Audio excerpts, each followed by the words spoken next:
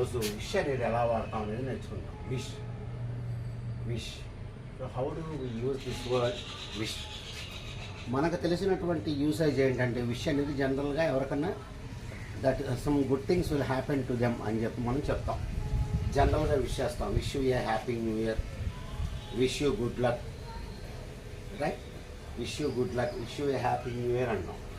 అక్కడ మనం పాజిటివ్ సెన్స్లో వాడతాం, కానీ ఎప్పుడు అట్లా వాడడం విష్ తోటి. విష్ ఎప్పుడు కూడా మనం ఎట్లా వాడతామంటే ఇప్పుడు మనం ఈ రోజుల్లో నేర్చుకుందాం, ఈ క్లాస్లో నేర్చుకుందాం విష్ అనేది ఎలా వాడతాం. విష్ అనేది మనం ఇంగ్లీష్లో జనరల్గా ఏమంటామంటే things which are imaginary. You are imagining something, the things which are not real, which are not going to happen అనే సెన్స్లో దీన్ని వాడతాం, రైట్? కాబట్టి ఎట్లా వాడతాం దీన్ని? ఇమాజినరీ అంటాం. Imaginary things not going to happen, things not going to happen అనే సెన్స్లో మనం వాడతాం. ఎట్లా ఒక ఎగ్జాంపుల్ చూస్తే మీకు తెలుస్తుంది. I wish I had more money, I wish I had more money. ఇప్పుడు దీని గురించి మనం నేర్చుకుందాం. ఏంటి అసలు దీని meaning? I wish I had more money. అరే నా దగ్గర డబ్బులు ఉంటే బాగుండేదే అనుకుంటున్నాం, డబ్బులు ఉంటే బాగుండేదే అనుకుంటున్నాం, right? I wish I had అనేది ఇక్కడ మనం పాస్ట్ టెన్స్లో వాడటం జరిగింది. ఎందుకంటే యాక్చువల్లీ నా దగ్గర డబ్బులు లేవు, కొద్దిగా డబ్బులు ఉన్నాయి. నేను ఏమనుకుంటా అంటే అరే కొద్దిగా ఎక్కువ డబ్బులు ఉంటే బాగుండేది అనుకుంటాను. నేను అది ఇప్పుడే అనుకుంటున్నాను. నేను ఎప్పుడో ఇంతకుముందు కాదు, నేను ఇప్పుడే అనుకుంటున్నాను.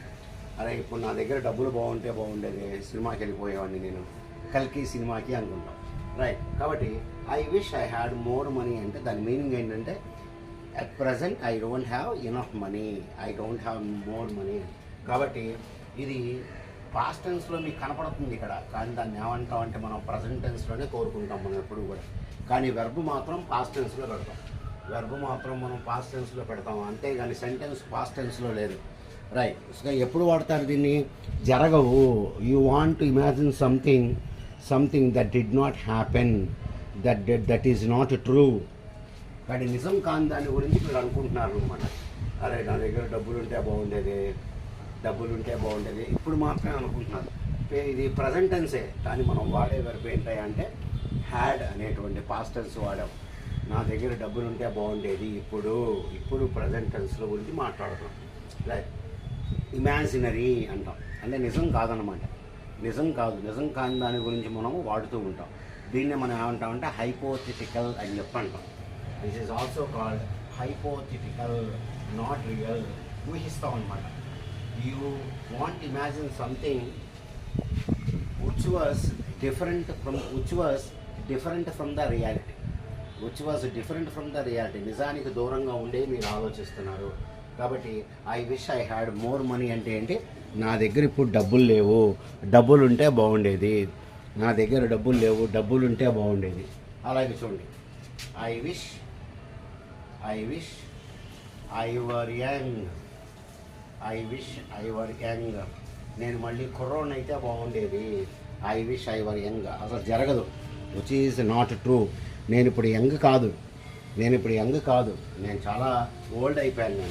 కానీ నేను ఏమనుకుంటా అంటే అరే నేను యంగ్గా ఉంటే ఎంత బాగున్నాను, మళ్ళీ నేను అన్నీ కూడా మంచి జాబ్స్ అయి రాసి ఉద్యోగాలు తెచ్చుకునేవాడిని, మంచి ఒక అని చెప్పి మనం అనుకుంటాం. కానీ జరగని వాటిని మీరు ఊహించేటప్పుడు మనం ఈ విష్ అనేటువంటిది వాడతాము. ఇట్లాంటి సెంటెన్సెస్ని ఏమంటారంటే hypothetical sentences or imaginary sentences అని చెప్పి అంటాం, రైట్? చూడండి, I wish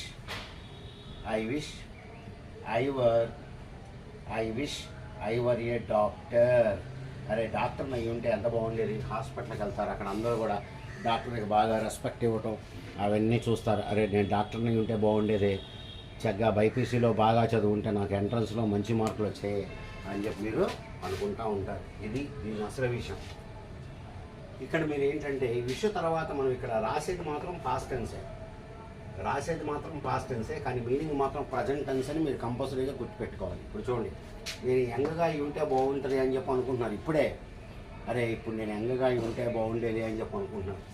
I wish I were a doctor, నేను డాక్టర్ని ఉంటే బాగుండేది, నేను ఇప్పుడు డాక్టర్ని అయ్యుంటే బాగుండేది. ఈ విధంగా మనం so you are imagining things that did not happen. You want some change in the situation. You want some change in the situation. ఆ విధంగా ఉండటం కోసం మనం చెప్తాం.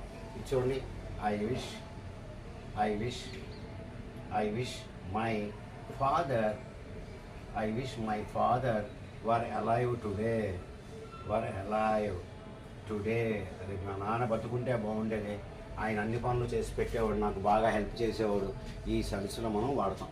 సో ఇక్కడ చూసారా, ఐ విష్ మై ఫాదర్ వర్. యాక్చువల్గా ఫాదర్ తర్వాత వజ్ రావాలి, కానీ ఇక్కడ నేను వర్ వాడాను. అంటే ఈరోజు మా నాన్న బతుకుంటే ఎంత బాగుండేది, ఎంత బాగుండేది. I wish my girl friend lived near by. మా గర్ల్ ఫ్రెండ్ మాకు దగ్గరగా ఉంటే బాగుండేది. ఎక్కడికో వెళ్ళాల్సి వస్తుంది, ఆవిడ ఇల్లు ఎక్కడికో చాలా దూరం. అంత దూరం వెళ్ళాలంటే కష్టం నాకు. I wish my girl friend lived near by. దగ్గరలో ఉండుంటే బాగుండేది, కానీ జరగదు. ఆవిడ యాక్చువల్గా దూరంగానే ఉంది. మీరు అనుకుంటారు అన్నమాట కోరికలు, జరగని కోరికలు. Right, these things will not take place, జరగవు. మా నాన్న బతుకుంటే బాగుండేది అంటున్నారు, కానీ నిజంగా ఆయన రాడు. That is only your wish, and imaginary thing, hypothetical thing which it doesn't happen. కాబట్టి ఇక్కడ మీరు ఏం గుర్తుపెట్టుకోవాలంటే, ఇది పాస్ట్ టెన్స్లో ఉన్నా సరే దాని మీనింగ్ ప్రజెంట్ టెన్సే. ఓకే, బాగానే ఉంది, బాగా చెప్పారండి, ఇప్పుడు దాకా బాగా చెప్పారు. మరి పాస్ట్ టెన్స్లో కూడా అనుకుంటాం కదా మనం. మరి పాస్ట్ టెన్స్లో కూడా మీరు మీ ఫ్రెండ్తో రఫ్గా మాట్లాడారు. ఇప్పుడు అనుకుంటారు మీరు, అదే నేను అట్లా మాట్లాడకుండా ఉండాల్సింది. ఒక ఆయన ఇంపార్టెంట్ పీపుల్ వస్తే మీరు ఆయన్ని కలవలేదు, అదే నేను కలిస్తే బాగుండేది అనుకుంటారు. అలాంటి ఎట్లా చెప్తారు, జరిగిపోయినాయి. ఇదేమో ప్రజెంట్ టెన్స్, చూడటానికి మాత్రం పాస్ట్ టెన్స్లో ఉంటుంది. ఇప్పుడు పాస్ట్ టెన్స్లో ఉన్నప్పుడు ఏ విధంగా ఉంటాయి సెంటెన్సెస్, అది కూడా మనం చూద్దాం. పాస్ట్ టెన్స్లో ఎట్లా ఉంటాయి చూడండి. Right, I wish I had not told him. ఒక సీక్రెట్ చెప్పకూడదు మీ ఫ్రెండ్కి, మీరు పొరపాటుని చెప్పేశారు.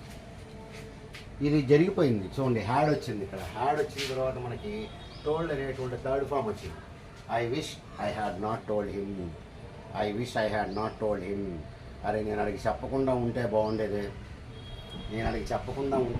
అని ఇప్పుడు బాధపడతా ఉంటారు. You can't change that.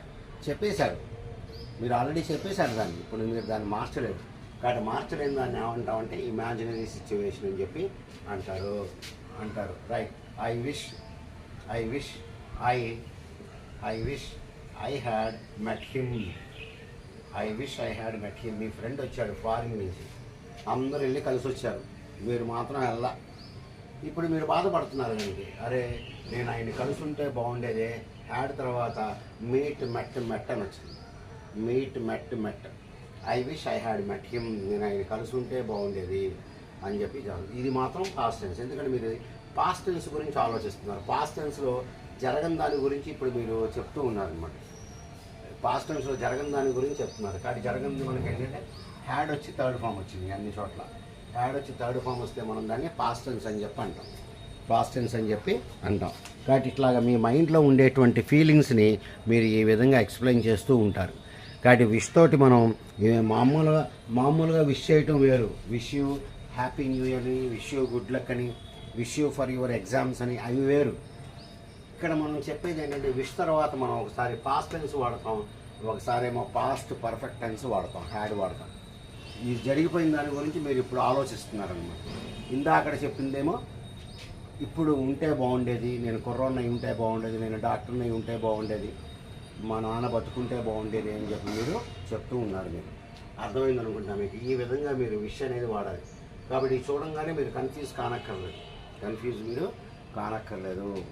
అది కాబట్టి విష్. అలాగే మనకి సందర్భం వచ్చింది కాబట్టి చెప్తాను. హోప్ అంటే ఏంటి, విష్ అంటే ఏంటి. హోప్ అనేది పాజిటివ్ థింగ్స్. ఐ హోప్ అనగానే మీరు పక్కన జరిగే పని పెట్టాలి. I hope I will pass the exam, I hope I will get the job. మంచి విషయాలకు వాడతాం హోప్ అనేది, ఫర్ పాజిటివ్ థింగ్స్. విష్ అనేది నెగిటివ్ థింగ్స్కి వాడతాం. విష్ అనేది జరగని వాటికి వాడతాం. జరగవు, అసాధ్యం విష్ తర్వాత. మీకు ఒక ఎక్సెప్షన్ ఏంటి, wish you a happy new year. అది మాత్రం మామూలుగా విష్ చేయటం. ఓకే డియర్ స్టూడెంట్స్, మనకి ఈ లెసన్ మనకి విష్ అనేది ఎక్కువగా ఇది మనకి ఈ కాంపిటేటివ్ ఎగ్జామ్స్లో కనబడతా ఉంటుంది అన్నమాట. కాంపిటేటివ్ ఎగ్జామ్స్లో ఇవన్నీ కూడా ఇస్తూ ఉంటారు. కాంపిటేటివ్ ఎగ్జామ్స్లో ఇవన్నీ కూడా మీకు అడుగుతూ ఉంటారు. చిన్న చిన్న బిట్లుగానే ఉంటాయి, పెద్ద అసాధ్యంగా ఏమి ఉండదు. ఫర్ ఎగ్జాంపుల్ మీకోసం ఒకటి చెప్తాను నేను, చూడండి. ఎలా ఇస్తానంటే మీకు ఎగ్జామ్లో right I wish I dash ఇలా ఇస్తాడు ఎగ్జామ్లో. I dash I wish I dash be అన్నాడు. బి అంటే బి ఫార్మ్స్ అని అక్కడ. బి అంటే బి ఫార్మ్స్. ఇంగ్లీష్లో బి ఫార్మ్స్ ఏంటి? Am, is, are, was, were, being, been. వీటిని మనం ఇంగ్లీష్లో బి ఫార్మ్స్ అని చెప్తారు. బి ఫార్మ్స్ అని చెప్తారు. కాబట్టి ఇక్కడ బి ఫార్మ్స్ పెట్టండి అంటున్నాడు. కాబట్టి ఇక్కడ మీరు ఏం రాస్తారు? I wish I were rich. I wish I were rich. నేను డబ్బుగా ఉన్నాయి ఉంటే బాగుండేది, ఇప్పుడు డబ్బుగా ఉన్నాయి ఉంటే బాగుండేది అనేటువంటి మనం ఇక్కడ చెప్తూ ఉంటాం. ఓకే డియర్ స్టూడెంట్స్, మీకు ఈ వీడియో నచ్చితే లైక్, షేర్ అండ్ సబ్స్క్రైబ్ చేసుకోండి. నా వీడియోస్ ఇట్లాగే చూస్తూ ఉండండి. మనకి స్పోకెన్ ఇంగ్లీషు వీడియోస్ వస్తాయి, గ్రామర్కి సంబంధించిన వీడియోస్ వస్తాయి, గ్రామర్కి సంబంధించిన అలాగే న్యూస్ పేపర్ హిందూ ఆర్టికల్స్ కూడా మనం చెప్తున్నాం. ఈ మూడింటి మీద వస్తాయి. నేను మిమ్మల్ని ఒక సజెషన్ అడుగుతా. రేపు డిఎస్సి వస్తుంది, డిఎస్సి ఎగ్జామ్ ఉంది, దానిలో ఇంగ్లీష్ ఉంటుంది, కొద్దిగా హార్డ్గానే ఉంటుంది. మీకు అది డిఎస్సి కనుక కావాలి అంటే నాకు ఒక మెసేజ్ పెట్టండి, మేము చూస్తాము మీ వీడియోస్, మీరు డిఎస్సి ఇంగ్లీష్ చేయండి అని. నేను దాని మీద మంచి వీడియోస్ చేస్తాను నేను. ఓకే డియర్ స్టూడెంట్, మీకు ఆ విషయం మీద మీరు నాకు కామెంట్ చేస్తే I will certainly do videos on DSC on English. Good day to you all.